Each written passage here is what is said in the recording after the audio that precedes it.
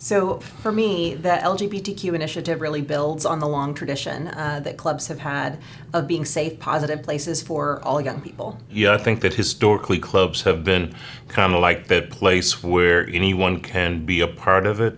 We've dealt with young people with disabilities who had sight issues or wheelchairs, and I think this is just a continuation of reaching out to part of our country, especially young people, who are asking to be heard and seen and accepted for who they are.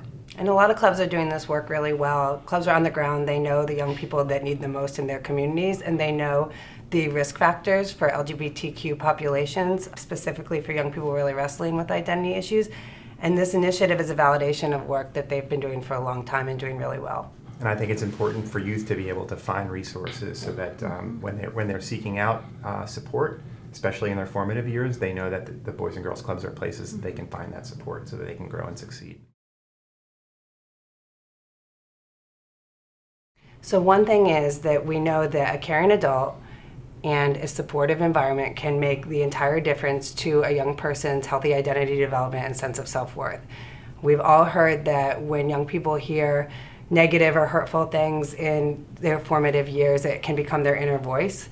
It can be a huge predictor of their self-worth and their outcomes over the course of time. And ultimately, it can be one person or one environment that makes an entire difference in that trajectory for them. And clubs can provide that role when we have safe places and caring adults and inclusive environments.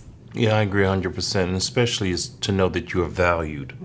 Young people go through a lot just going through the maturation process, just becoming teenagers, the transition from 12, 13, 14, 15. I mean, all of those are challenging years, but on top of it, to discover who your true self is and to process that with your parents and other relatives brings in so much doubt. Am I right? Am I okay? To have that place where you can really go and have adults just have that conversation with you and point you in the right direction is critical. And not just adults, so you may not feel comfortable speaking to an adult, but if you feel like there's a peer group that you can speak to and you know that the club serves as a safe space, that others can feel free to self-identify, knowing that there are others that you can reach out to is critical as well. Again, some people may not feel comfortable because of their home environment, because of religious issues, whatever it might be, cultural issues, reaching out to an adult, but they may feel more comfortable speaking to a peer. Fundamentally, it's just a sense of belonging that all young people need, a place to feel heard, seen, and valued. Boys and Girls Clubs are for the young people who need us most.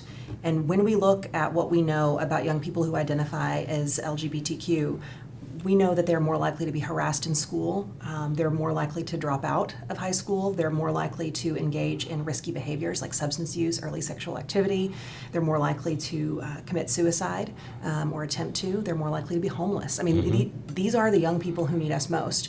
And what we know is that having a caring, supportive adult in your life, having that strong sense of belonging helps to mitigate those risks.